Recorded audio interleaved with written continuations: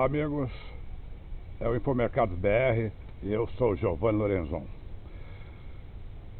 Sexta-feira, o presidente Lula, no encontro do PT em São Paulo, ele confirmou aquilo que já se suspeita e que já está em curso, seja oficial ou seja oficiosamente dentro do partido, que é a tal da reconexão com as suas bases.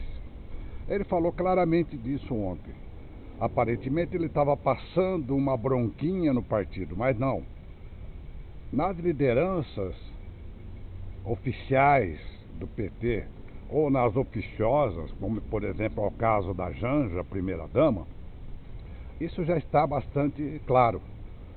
Depois daí da lavada que o PT levou nas eleições municipais, mesmo aí no seu berço político, que é o ABCD, só fazendo a prefeitura de Diadema e praticamente alijado de todas as grandes capitais do país, o que se nota é que essa tentativa de reconexão é para trazer novamente as bases do partido para as ruas. Queira ou não queira, gostem ou não, o PT cresceu com isso. E foi assim que o PT se tornou um partido mais orgânico do país. Só que foi se perdendo. Os anos do PT fora do poder, a renovação dos eleitores, aqueles eleitores mais tradicionais vão envelhecendo, vão mudando suas atitudes, suas posturas, os novos, os jovens vão chegando, já não têm a mesma gana que tiveram no passado. Então, o que se nota e o que se percebe é que há essa tentativa sim, né? E aí eu vou lembrar, por exemplo, o caso mais idiota que foi da primeira-dama, a Janja, mandando o Elon Musk procurar sua turma, para não falar diretamente para onde ela mandou, para onde ele deveria ir, durante o encontro do G20 social no Rio de Janeiro. Na verdade, isso daí, se não foi um caso estrategicamente ali definido, olha, vou fazer isso tal dia, vou aproveitar a chance para falar, para dar uma cutucada, faz parte já do imaginário dos membros do partido, né? Eleger, por exemplo, o Musk como um alvo, né?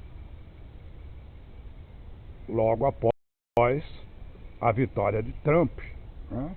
Que de alguma maneira vai ser também um segundo inimigo do partido, do PT e das esquerdas. Aí logo depois nós tivemos também o episódio daquele terrorista lá que tentou causar algum atentado no Supremo e ele próprio se matou. Tivemos agora o caso do suposto golpe que estava sendo tramado em 2022, ou o golpe dentro do golpe lá no finalzinho do governo Bolsonaro, para não, né, inclusive com a suspeita de que poderia haver uma tentativa de assassinato do Lula, do Alckmin, do Moraes, né, o ministro do STF. E tudo isso, portanto, está dentro de um conjunto onde se tenta trazer agora o partido para a rua. Há um cálculo dentro do PT, conversando aí recentemente com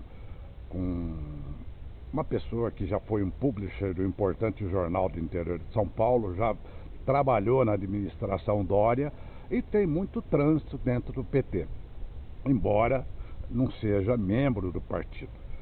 O cálculo é mais ou menos o seguinte: eles sabem aí que não tem como mudar o panorama eleitoral em relação àqueles votos que já são da direita ou da extrema-direita, né? A margem de eleitores móveis, que foram aqueles que antibolsonaristas que votaram no PT e que agora podem até ser antipetistas e votarem novamente na direita, como foi na eleição que elegeu o Bolsonaro em 2018, essa é uma margem, é uma base que não tem como o partido controlar. Sobretudo no momento onde, depois das eleições, e com todo esse bombardeio crítico e com as pesquisas de opiniões a respeito do governo de Lula cada vez mais baixo, então a ideia é que essa gente, esse cerca aí de 10, 15 milhões de eleitores, vão precisar ser cativados de alguma maneira. E não há margem de manobra agora para atraí-los. No entanto, aqueles eleitores petistas clássicos aí, que devem ser em torno de 25 a 35 milhões de brasileiros, esses ficaram totalmente ausentes das ruas, né? Não tiveram nenhuma participação. A massa não foi para as ruas, por exemplo, durante as eleições municipais, né? Até porque também o PT deixou de estar presente, fazendo alianças que não foram, inclusive, bem aceitas nem mesmo dentro do partido, que foi o caso com o PSOL para a Prefeitura de São Paulo. Então, o conjunto disso tudo que, no meu entender, quer se trazer novamente esse povo para garantir, pelo menos, esses fiéis eleitores que, como eu disse no início, já não são mais os mesmos, né? Vão ficando mais velhos, os novos vão entrando, sabe? Já não tem a mesma gana que tiveram aí nos anos, pelo menos aí até o começo dos anos de 2000, né? Outro ponto também é que o caso, por exemplo, mais recente, da isenção de até R$5.000, de isenção de imposto de renda para quem ganha até R$5.000, num pacote aí apresentado pelo Haddad, isso aí tem a ver também com essa mesma intenção, né? Já que vai ter que haver um ajuste, como propôs o pacote do ministro da Fazenda, de aumento dos salários mínimos e do BPC, né?